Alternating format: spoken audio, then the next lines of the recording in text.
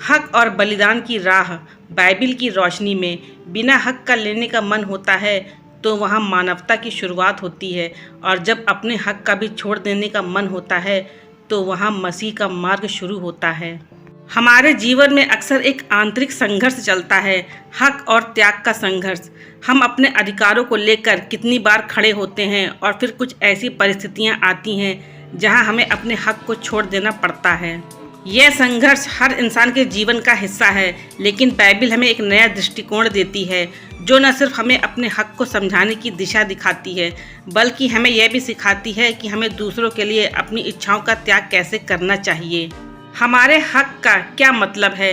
हर इंसान कुछ पाने की चाहत रखता है, सफलता, प्यार, सम्मान और न्याय। ये हमारी स्वाभाविक इच्छाएं हैं क्योंकि हम ईश्वर की छवि में बनाए गए हैं। लेकिन जब ये इच्छाएं दूसरों के अधिकारों को कुचलने लगती हैं तब हम पाप की ओर बढ़ते हैं। बाइबिल हमें बताती है रोमियो 3:23 में, क्योंकि सब ने पाप किया है और परमेश्वर की महिमा से रहित हैं। हमारे भीतर यह स्वभाव होता है कि हम अपने हक को किसी भी कीमत पर पाने के लिए संघर्ष करते हैं, लेकिन जब हम अपने हक को दूसरों से छीनने की कोशिश करते हैं तब हम अपने भीतर के पापी स्वभाव को उजागर करते हैं। लेकिन बाइबिल का दृष्टिकोण इसके बिल्कुल विपरीत है। ईश्वर ने हमें जो उदाहरण दिया है वह बहुत स्पष्ट है।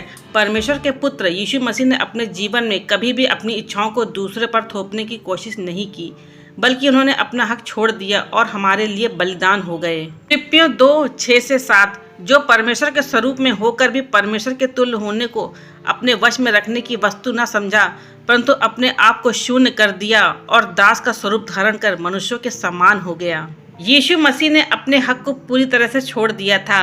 वह सारा वैभव, सारी महिमा, सारी शक्ति रखते हुए भी वह हमारे समान हो गए ताकि वह हमारे पापों के लिए बलिदान हो सके। यह सिर्फ त्याग नहीं, यह एक परम बलिदान था। यीशु ने अपने जीवन को हमारे लिए दे दिया जबकि हम उस समय परमेश्वर से दूर थे। बाइबिल कहती है रोमियो 5:8 में, परंतु परमेश्वर अपने प्रेम को हम पर इस रीति से प्रकट करता है कि जब हम पापी ही थे तभी मसीह हमारे लिए मरा। यह बलिदान केवल हक छोड़ने का नहीं था, बल्कि यह एक आत्मा की गहरी निस्वार्थ सेवा थी। यीशु ने अपने जीवन को हमारे लिए दिया ताकि हम पाप से छुटकारा पा सके। हमारे हक को छोड़ना अच्छा है, लेकिन प्रेम के लिए बलिदान करना यह परम प्रेम है।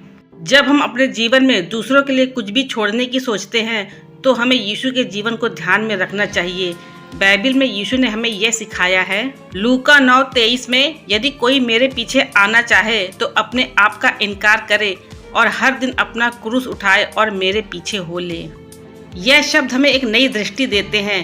बाइबिल के अनुसार हमें अपने स्वार्थ और इच्छाओं को त्यागना होता है। यह केवल त्याग नहीं, बल्कि यह प्रेम और आत्मिक बलिदान का प्रतीक है। क्रूस पर यीशु का बलिदान हमारे लिए एक मार्गदर्शन है। जब हम अपना हक छोड़ने की बात करते हैं तो यह केवल एक अदृश्य त्याग नहीं होता, बल्कि ये एक सशक्त चुनाव है। हम अपने स्वार्थ को परमेश्वर के उद्देश्यों के लिए बलिदान करते हैं। यह वही मार्ग है जिस पर यीशु चले थे। वह जानते थे कि उनका बलिदान एक उद्देश्य के लिए था जो हम जैसे पापियों के लिए जीवन और उद्धार ला सकता था। मत्ती 20:26 में बाइबिल कहती है, जो कोई तुमसे बड़ा होना चाहे वह तुम्हारा सेवक बने। यह सत्य हमें यह सिखाता है कि सच्चा बलिदान यही है कि हम अपने हक को छोड़कर दूसरों के लिए जीते हैं। यही मसीह जीवन का सार है। मसीह का मार्ग हमें सिखाता है कि हम केवल अपने हक के लिए नहीं, बल्कि दूसरों के उद्धार के लिए भी बलिदान करें।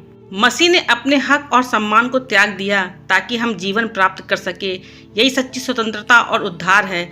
जब हम अपने जीवन में प्रेम और बलिदान को समझते हैं तो हम अपने हक को नहीं, बल्कि दूसरों की भलाई को प्राथमिकता देते हैं।